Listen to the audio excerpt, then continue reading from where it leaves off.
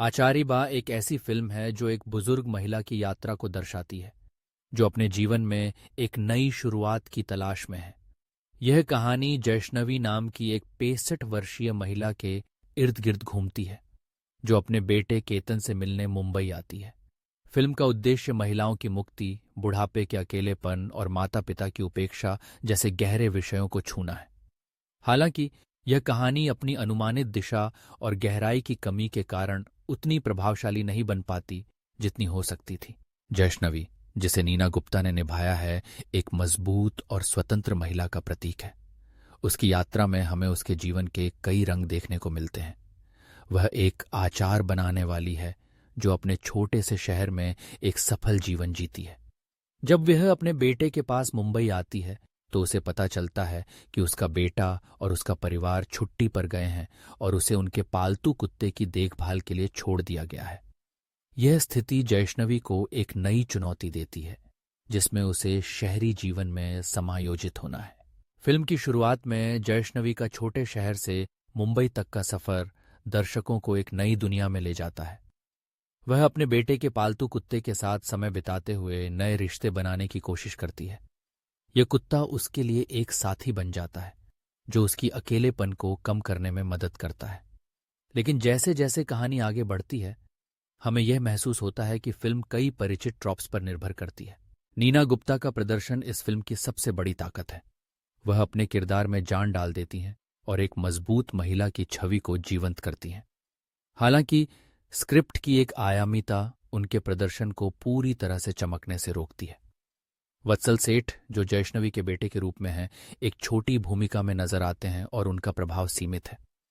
कबीर बेदी, जो सोसाइटी सचिव के रूप में हैं, एक ईमानदार प्रदर्शन देते हैं, लेकिन उनका किरदार मुख्य कथानक से अलग रहता है। फिल्म की कहानी में कई ताकतें और कमजोरियां हैं। जैष्णवी के सहकर्मियों के साथ उसके रिश्ते और छोटे शहर के जीवन का चित्रण प्रामाणिकता से भरा है। लेकिन जब कहानी मुंबई में स्थानांतरित होती है तो यह गति खो देती है। क्लिच और अनुमानित कहानी कहने पर निर्भरता इसे कमजोर बनाती है। कभी कभी स्क्रिप्ट की मिठास और जेन जेड स्लैंग का जबरन समावेश बेतुका लगता है। कहानी में मजबूत टकराव के दृश्यों की कमी है, जो जैष्णवी और उसके बेटे के बीच तनाव को और भी कमजोर बनाती है। निर्देशक हार्दिक गज्जर की तिहरी भूमिका ने फिल्म को बोझिल बना दिया है। पटकथा में गहराई की कमी है और निर्देशन ने परिचित कथा के लिए नया दृष्टिकोण लाने में असफलता दिखाई है। फिल्म का साफ सुथरा दृष्टिकोण इसे स्थायी प्रभाव छोड़ने से रोकता है। तकनीकी पहलुओं की बात करें तो फिल्म का संगीत कुछ मात्रा में मनोरंजन मूल्य जोड़ता है, लेकिन समग्र तकनीकी निष्पादन साधारण है। आचारी बा एक अच्छी नीयत वाली फिल्म है, लेकिन यह अपनी अनुमानितता में डूब जाती है। नीना गुप्ता का प्रदर्शन सराहनीय है, लेकिन फिल्म में मौलिकता और गहराई की कमी इसे वास्तव में आकर्षक होने से रोकती है। ग्रामीण जीवन के चित्रण में फिल्म चमकती है, लेकिन शहरी सेटिंग में गति बनाए रखने में संघर्ष करती है। यह एक ऐसी फिल्म है जो महत्वपूर्ण विषयों को छूती है, लेकिन एक यादगार अनुभव देने में विफल रहती है।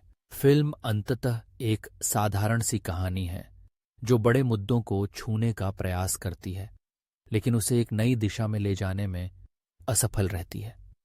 आचारी बा को एक बार देखना निश्चित रूप से अच्छा अनुभव है, लेकिन यह एक ऐसी फिल्म है जो लंबे समय तक याद नहीं रहती। इसके बावजूद ये दर्शकों को सोचने पर मजबूर करती है कि कैसे समाज में बुजुर्गों का स्थान और उनकी स्वतंत्रता को समझा जाए।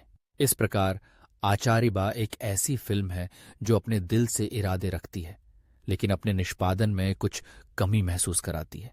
यह एक ऐसी कहानी है जो एक महत्वपूर्ण संदेश देती है, लेकिन उसे प्रभावी ढंग से प्रस्तुत करने में असफल रहती है। 2.5 में से 5 की रेटिंग इस फिल्म की वास्तविकता को दर्शाती है, जो एक अच्छी कोशिश है, लेकिन बेहतर हो सकती थी।